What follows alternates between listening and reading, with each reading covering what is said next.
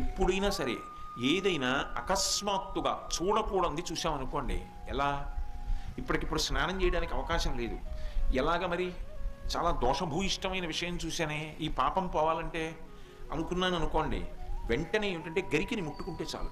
తీవ్రమైనటువంటి పీడకలు వచ్చిందనుకోండి, ఆ పీడకల పరిహారం అవ్వాలనుకోండి ఏ అభిషేకమో చేయించుకోవాలి. శక్తి లేదనుకోండి, మీరు అన్ని పూజలు చేయించుకున్నట్టే. స్నానం చేసి ఒకసారి గరికని ముట్టుకుంటే చాలు. స్నానం చేయకపోయినా చెప్పులు ఇప్పి గరికను ఒకసారి ముట్టుకుంటే చాలు. అందుకే శతమూలా శతాంకురా సర్వగం హరతు మే పాపం దుర్వాదు స్వప్ననాశిని.